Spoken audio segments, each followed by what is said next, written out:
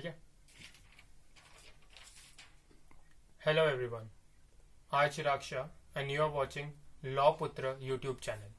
Today we will discuss about res gestae. Section 6 of Indian Evidence Act is also known as res gestae. Res gestae is a Latin term. If we go by the definition says that facts which do not is in issue are so connected with the fact in issue as to form a part of the same transaction, are relevant whether they occurred at the same time or place or at different times or place. इसका meaning, simple meaning ये होगा कि वो सारे facts जो कि किसी fact in issue से रिलेटेड है या कनेक्टेड और रेलेवेंट है, उन्हें कोर्ट कंसीडर करेगी किसी भी केस का एविडेंस के लिए, चाहे वो किसी के सामने वो एक सेम प्लेस या टाइम के हुए हो या वो किसी डिफरेंट प्लेस और टाइम पे हुए हो. और जब मैटर क्या करता है यहाँ पे कि द मोस्ट चीज जो यहाँ पे मैटर है कि उनका part of the same transaction होना बहुत जरूरी है. तो इसमें हम एक इलस्ट्रेशन डालेंगे, एक एग्जांपल डालेंगे इसको और इजी बनाने के लिए कि ए बी को डंडे से मार रहा है.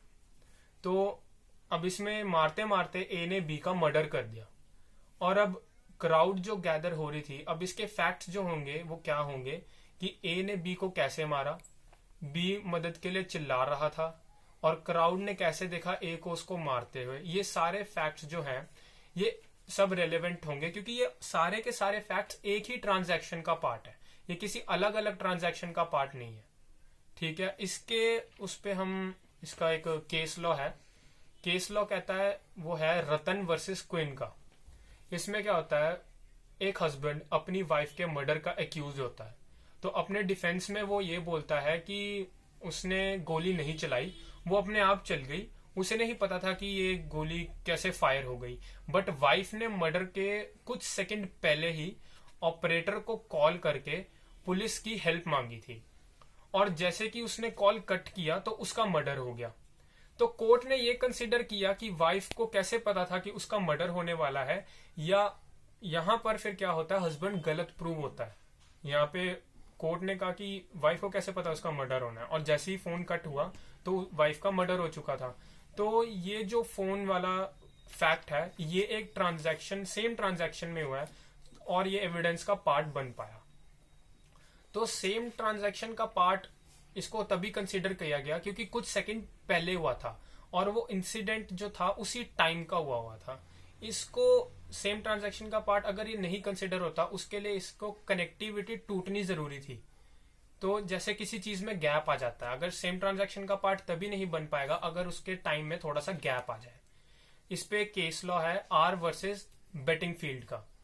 आर क्या है, एक ऐसे लेडी है, वो अपने रूम से बाहर निकलती है और अपनी आंट को बोलती है कि आंट देखो मेरे को बेटिंगफील्ड ने हर्ट किया.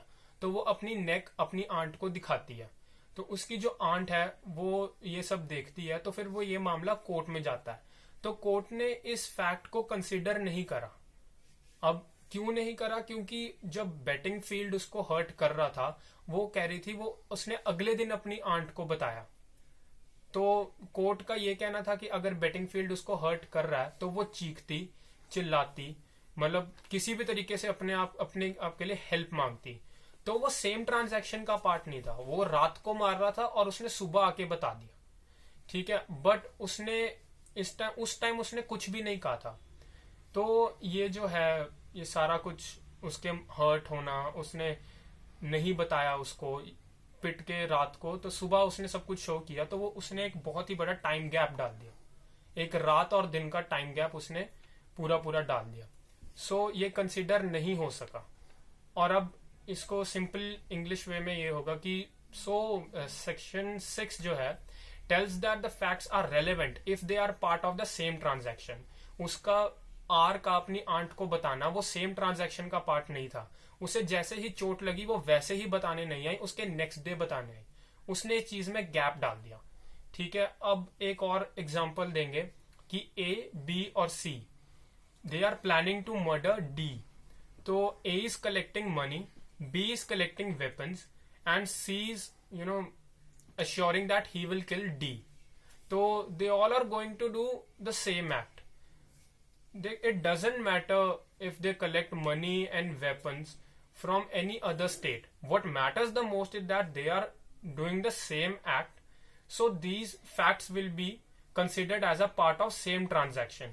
So cause the fact are relevant that everybody is doing the same act and they are collecting weapons cash from the, whether it is from same state or from different state, they will pursuing the same aim. So these facts would be relevant. So thank you so much. I hope you like the video. Please like, share and subscribe Lawputra channel. Thank you.